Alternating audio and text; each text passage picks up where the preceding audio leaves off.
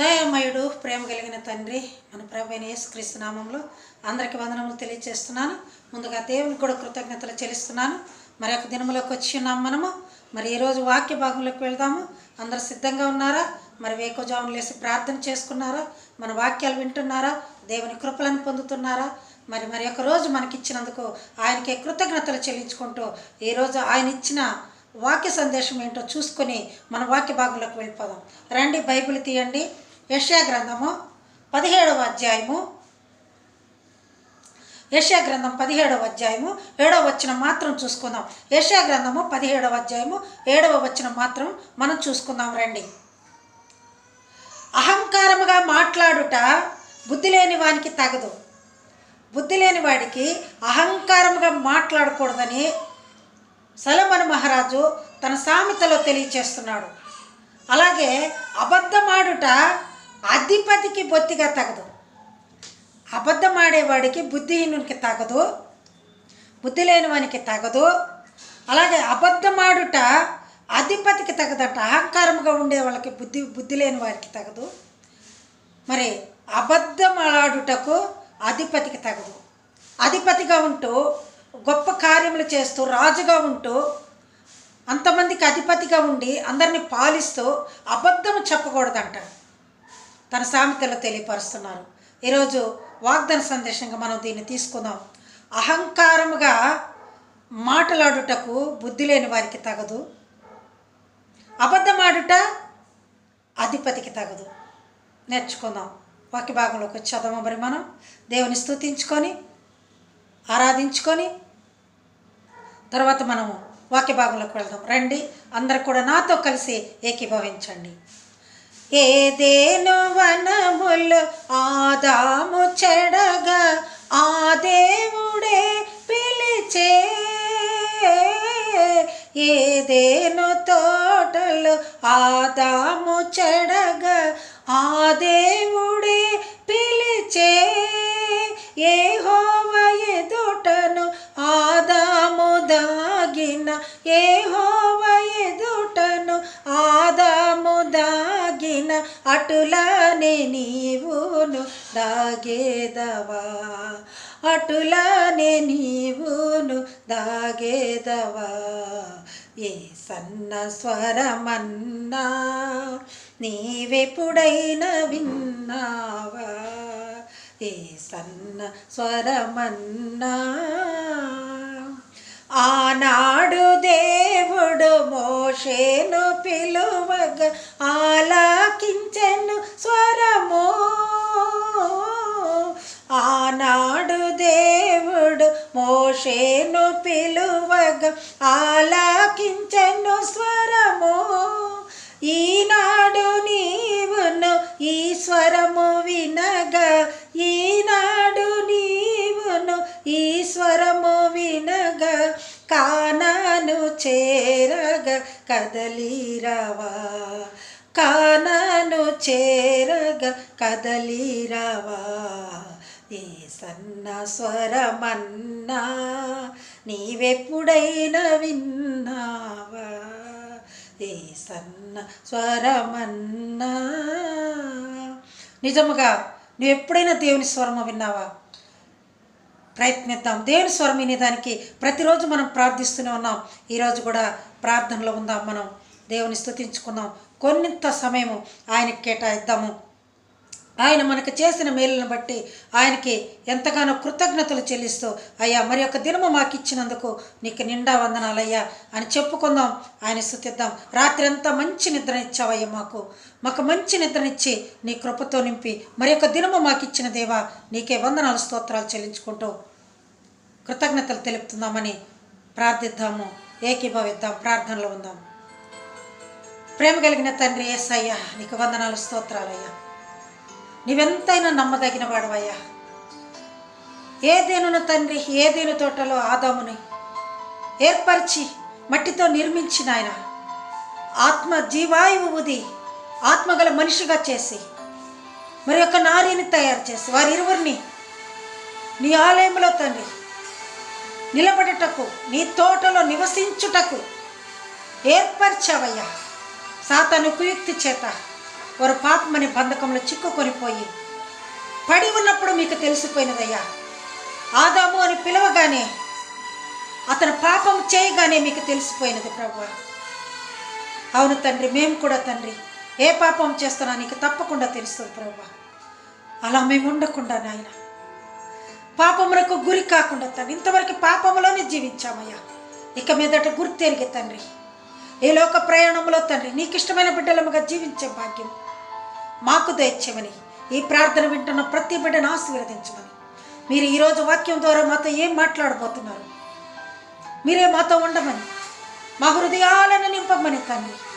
ప్రతిరోజు మీ వాక్యము ద్వారా మాకు మంచి మన్నాహారమును మీరు ఇస్తున్నందుకు మీకే కృతజ్ఞతలు చెల్లించుకుంటాం. యేసయ్య పరిశుద్ధ దివ్యనామమును అడిగి వేడుకుంటున్నా తండ్రి, ఆమేన్. రండి, ఆపని చెప్పిన వారందరిని కూడా దేవుడు దీవించి ఆశీర్వదించునుగాక. దేవుడు కొన్ని సమయాల్లో మనకే మేలు చేయలేదు అనుకుంటూ ఉంటాం, కానీ ఆయన మేలులు చేయదగినవాడు. మన అనారోగ్యం స్థితిలో మనం ఉన్నప్పుడు, మనం బాగలేనున్నప్పుడు ఎంతోమంది నాకు ఫోన్లు చేసి, అమ్మ మాకు బాగలేదు ప్రార్థించండి, హాస్పిటల్ దగ్గరికి వెళ్ళి ప్రార్థించండి, మా వాళ్ళు అక్కడ ఉన్నారు ఇక్కడ ఉన్నారు అని అన్నప్పుడు దయచేసి అర్థం చేసుకోండి, నేను ఒకవేళ అక్కడికి రాలేకపోవచ్చు, అయినా కూడా మీ అందరి కొరకు ప్రార్థించాను. ఎందుకంటే నా ప్రార్థన నా గొప్ప బలము, నా బలము కాదు, నా తెలివితేటలు కాదు, నా శక్తి కాదు. దేవుణ్ణి మీరు విశ్వసించారు కనుక మీకు తప్పకుండా న్యాయం జరుగుతుందని ఆ హోప్తో నేను ప్రార్థించాను. తప్పకుండా మీరు స్వస్థత చూస్తారు. ఎందుకంటే ఎండిపోయిన ఎముకలను కూడా బ్రతికించగల దేవుడు నిన్ను నన్ను బ్రతికించలేడా? బ్రతికున్న మనవారిని ఆరోగ్యం దయచేయలేడా? మన కోసం ఆయన ప్రాణమని ఇచ్చి ఉన్నాడు కదా. తన ప్రియకుమారుడైన యెహోవా దేవుని ప్రియకుమారుడైన తన బిడ్డని మనకు అప్పగించి, ఆ బిడ్డ కూడా తన తండ్రి పోలికతో ఉండి మనకు ప్రాణం ఇచ్చే విధంగా తండ్రి మాట చిత్తము నెరవేర్చుటకు ఈ లోకమునకు వచ్చిన తండ్రిని మనం ఎంతైనా నమ్మదగిన వాళ్ళం. ఆయనకి ఎంతైనా ప్రతి దినము కృతజ్ఞత చెల్లింప బద్దులమై ఉన్నాము. ప్రతి దినం ఎవ్రీడే ఇన్ ద మార్నింగ్, ఉదయాన్నే ఏకోజామునే ఎర్లీ మార్నింగ్ లేచి జీసస్కు ప్రేయర్ చేసుకొని, అయ్యా ఈ దినమంతా మాతో ఉండయ్యా, రాత్రంతా మంచి నిద్రనిచ్చావు. నిజమే ప్రియులారా, నిద్రపోతున్నప్పుడు మనకేం జరుగుతుందో మనకు తెలియదు. ఒకసారి కళలు కూడా వస్తుంటాయి, ఆ కళలలో ఎక్కడికో వెళ్ళిపోతూ ఉంటాం. ఆలోచించండి ప్రియులారా, ఒకవేళ ఆ కళల్లోనే మన ప్రాణం వెళ్ళిపోతుంటే నిజంగానే ఎక్కడికి వెళ్తాం మనం? ప్రతిరోజు బస్సులో ప్రయాణిస్తున్నట్టు, లేకపోతే ఇంకెక్కడికైనా పోయి ప్రయాణిస్తున్నట్టు, మన సొంత వాళ్ళతో కలుసుకున్నట్లు, లేకపోతే మనల్ని గతించిపోయిన పితరులతో మనం మాట్లాడుతున్నట్టు, అమ్మమ్మలతోటి తాతలతోటి అమ్మగారులతోటి మరణించిన వారితో మనం మాట్లాడుతున్నట్లు మనము ఆ స్వప్నంలో కలగని ఉండి ఉండవచ్చు. అలాగే నిజముగా వెళితే ఒకవేళ మనం ఎక్కడికి వెళ్తాం? ఏం చేస్తాం? ఎండిపోయిన ఎముకలు ఈ లోకంలో భూమిలో కుళ్ళిపోయి ఉంటాయి, ఎందుకో పనికిరావు. కానీ ఆత్మ మాత్రం దేవుని సన్నిధికి వెళుతుంది. అది నిర్ణయించుకోవాల్సింది మనం. అబ్రహాము రమ్మున ఆనుకోబట్టకు దరిద్రుడు లాజరు వలె వెళ్దామా? ఈ లోకంలో సర్వసుఖాలు అనుభవించి ధనవంతుడైన ఆయనతో పాటుగా మనం కూడా పాతాళంలోకి వెళ్దామా? నిర్ణయించుకుందాం. ఈరోజు 2 వాక్యాలు చూసుకొని మన వాక్యం ముగించుకుందాం. ఎందుకంటే ఎండిపోయిన ఎముకలని బ్రతికింపగలవా అని హెస్కేల్ని యెహోవా దేవుడు అడుగుచున్నాడు. ఆ లోయలోకి తీసుకెళ్ళాడు. ఆయన్ని లోయలోకి తీసుకెళ్ళి ఈ ఎండిపోయిన ఎముకలతో మాట్లాడగలవా, ఇవి ప్రార్థించగలవా అని అడుగుతూ ఉంటే మరి యెహెజ్కేల్ మాట్లాడుతున్నాడు. చూద్దాం ఒకసారి 37వ అధ్యాయము, యెహెజ్కేలు గ్రంథము 37వ అధ్యాయము చూసుకుందాం ఒకసారి. మనము అందరూ బైబిల్ తీయండి, నాతో కూడా. పేజీ నెంబర్ 719 పాత నిబంధన గ్రంథము 719. యెహోవా హస్తము నా మీదికి వచ్చెను. యెహెజ్కేలు మాట్లాడుతున్నాడు మనతోటి. నేను ఆత్మవశుడనై ఉండగా యెహోవా నన్ను తోడుకొని పోయిన. ఆత్మవశుడై ఉన్నాడంట. ప్రార్థనలో ఎంతవరకు నీవు ఆత్మవశుడై ఉంటున్నావు? యెహోవాతో ఆత్మవశుడవై యెహోవాతో ప్రార్థిస్తున్నాడంట. యెహోవాతో కలిసి సన్నిహితంగా ఆత్మవశుడై ఆత్మలో ప్రభుతో మరి దగ్గరగా చాలా క్లోజ్గా ఆయనతో మాట్లాడుతున్నట్టుగా ఆత్మవశుడనై అని చెప్తున్నాడు. ఆత్మతో పరవశించిపోతున్నాడు. ఆత్మలో ప్రభుని స్తుతిస్తున్నాడు. నిజముగా ఆయన ఆత్మతో దేవుని చూస్తున్నాడు. నేను ఆత్మవశుడనై ఉండగా యెహోవా నన్ను తోడుకొని పోయాను. తోడుకొని పోయాడంట, దగ్గరకు వచ్చి చెయ్యి పట్టుకొని తీసుకెళ్ళాడంట. నీ చేతితో నన్ను పట్టుకో, నీ ఆత్మతో నన్ను నడుపు, శిల్పి చేతిలో శిలను నేను, అనుక్షణము నన్ను చెక్కుము. ఆయన చెక్కేదానికి ఆయన చేతితో పట్టుకొని తీసుకెళ్ళాడంట. ఆయన మాటల ద్వారా, ఆయన క్రియల ద్వారా యెహెజ్కేలు చెక్కబడి ఉండవలనని ఆ సమయంలో ఉన్నది కనుక అతడు ప్రార్థనలో ఆత్మవశుడై దేవునితో మాట్లాడుతున్నప్పుడు ఆ దేవుడే దిగి వచ్చాడంట. నిజముగా నీవు ఆత్మవశుడివై ప్రార్థిస్తున్నావా? ఆత్మవశురాలవై ప్రార్థిస్తున్నావా? నిజముగా నీ ప్రార్థనలో యథార్థత ఉన్నదా? అయితే నీవు దేవుని తప్పకుండా చూస్తావు. ఎందుకంటే యెహెజ్కేలుకి కనపడిన దేవుడు మనకు కనపడాడా? తోడుకొని పోయాడంట. చెయ్యి పట్టుకొని యెహెజ్కేలు ప్రార్థిస్తుండగా ఆత్మవశుడనై నేను ప్రార్థన చేస్తున్నప్పుడు నన్ను తోడుకొని పోయాను. నిజముగా ప్రియులారా, నిజముగా నిన్ను నన్ను తోడుకొని పోలాడా ప్రభు? నిజముగా నీవు ఆత్మవశురాలువై ఏకాంతముకు దేవునితో ప్రార్థిస్తున్నప్పుడు, ఆయన ముఖార విందము చూస్తూ నీవు ప్రార్థిస్తున్నప్పుడు ఖచ్చితంగా ఆయన నిన్ను తోడుకొని పోతాడు. ఎక్కడికి తీసుకెళ్తాడు? నీవు కలలలో, స్వప్నములలో ఎక్కడికెక్కడికో ఎవరితోటో తోడుతోటి వెళ్ళటం కాదండి. దేవునితో వెళ్ళేదానికి దేవుని దూతల చిరువక వైపున ఆ దరిద్రుడు తన వాటి ఇంట పడి చనిపోయినప్పుడు, దిక్కులేని స్థితిలో, దిక్కులేని చావు చనిపోయినప్పుడు, అప్పటికే ఆల్రెడీ కురుపులన్నీ నాకిపోయే కుక్కలన్నీ వచ్చి ఇంకా కొంచెం సేపు ఉంటే ఆ బాడీని కూడా పీక్కు తింటాయి. నిజమే ప్రియులారా, మన స్థితి కూడా అంతే. సాతానుడు మనపై దాడి చేసి పీక్కు తింటుంటాడు. అందుకని ఆత్మవశుడై దేవునితో మాట్లాడుతున్నప్పుడు యెహెజ్కేలుని ఆయనే వచ్చి తోడుకొని పోయాడంట. మనం కూడా తోడుకొని పోవాలంటే, ఆయనతో జీవించాలంటే, నిత్య జీవనకు వారసులం కావాలంటే, నిన్ను వల్ల నీ పొరుగు వారిని ప్రేమించమని ఆ ధర్మశాస్త్రోపదేశకునికి చెప్పినట్లుగా మనం కూడా ఆయన క్రియలలో ఉందాము. మనం ఆయన చెప్పిన విధంగా ఆయన స్వరము వినడానికి సిద్ధపడి ఉందాము. ఆయన ప్రార్థిస్తున్నప్పుడు యెహెజ్కేలు దేవుని స్వరమును విన్నాడు. ఆదాము కూడా చెడిపోయినప్పుడు ఆ దేవుడు పిలిచినప్పుడు భయపడిపోయాడు. ఆ ఆకులతో మొల చుట్టుకున్నాడు. అప్పటి వరకు అతనికి ఆ ఒంటి పైన వివస్త్రణ అయినాను, బట్టలు లేవు, వితౌట్ కాస్ట్యూమ్స్ అని అనుకోలేదు అతను. బట్టలు లేకుండా ఉన్నానని తెలుసుకోలేదు అతను. కానీ అప్పుడు తెలుసుకున్నాడు, సాతాను పెట్టిన పండు తినిన వల్ల అప్పుడు తెలుసుకున్నాడు. నిజంగా ఆ పండు వలన ఆ పాపమును గ్రహించుకోగలిగాడు. మనం కూడా సాతానికి దూరంగా ఉండాలి. సాతాను కుయుక్తితో మనల్ని తొక్కబడుతుంది. మనం తొక్కి పడకుండా, దాని కాళ్ళ కింద పడకుండా, మనం పాతాళంలో పడకుండా దరిద్రుడైన లాజరు చేరుకున్నట్లుగా తండ్రి అయిన అబ్రహాం రొమ్మునకు కొనిపోబడదాం.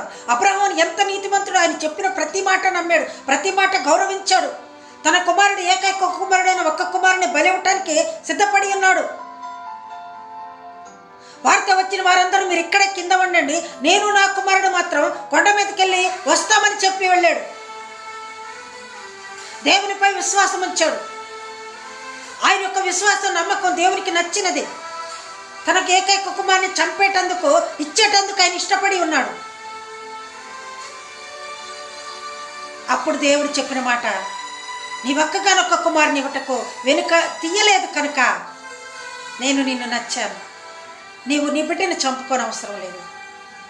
మరి యొక్క కోడి దూడను అక్కడ పొట్టేలు ఉన్నది, దాన్ని తెచ్చి చేయొచ్చని చెప్పారు. మనకందరికీ తెలిసిన విషయమే. నిజంగా ప్రభువుని నమ్ముదాం, విశ్వసిద్దాం. ప్రభుతో ప్రార్థనలు ఉన్నప్పుడు ఆయనతో మాట్లాడుతున్నాం కనుక ఆయన స్వరమును విందాం, ఆయన్ని చూద్దాం, ఆత్మవశులవుదాం. ఏకాంతముగా కళ్ళు మూసుకొని ప్రార్థన చేద్దాం. ప్రభువా, నా ప్రార్థన వినయ్యా. నేను ఎంతో దిక్కులేని స్థితిలో ఉన్నానయ్యా. నేను ఎవరికి పనికి రాకుండా ఉన్నానయ్యా. నేను ఈ లోకంలో ఏ సంతోషము నేను చూడలేదయ్యా. నిన్ను చూసి నేను సంతోషంగా జీవించే భాగ్యం నాకు దయచేయ్యా అని ప్రార్థిద్దాం. ప్రభుని అడుగుదాం. ప్రభుతో మాట్లాడుతూ ఉండండి. ఎప్పుడు కూడా నీ ప్రభు నీకు అన్యాయం చేయడు. నిజముగా నీవు కన్నీటి ప్రార్థనలో, మోకాళ్ళ ప్రార్థనలో కూర్చొని చేస్తున్నప్పుడు ఆయన తప్పక నీ దగ్గరికి వస్తాడు. యెహెజ్కేలుని చేయి పట్టి తోడుకొని పోయిన ఆయన నిన్ను కూడా చేయి పట్టుకొని తోడుకుపోతూ ఈరోజు నిర్ణయం తీసుకున్నాం. ప్రభువా, నీవేనయ్యా నాకు దిక్కు, నీకన్నా ఈ లోకంలో నాకు ఎవ్వరూ లేరయ్యా, నిన్నే నేను స్తుతించదు, నిన్నే నేను ఆరాధించదు అని తీర్మానం చేసుకున్నాం. ఆయన కృపలతో, ఆయన దీవెనతో నింపబడదాం. దేవుడు ఈరోజు ఈ వాక్యమును మనకిచ్చినందుకు ఆయనకి కృతజ్ఞతలు చెల్లించుకుంటూ వింటున్న మిమ్మల్ని అందరినీ కూడా దేవుడు దీవించి ఆశీర్వదించి అలాగే మిమ్మల్ని అభివృద్ధి పరిచి ఆయన బాటలో నడిపించును గాక. ఆమెన్. Thank you వనడా.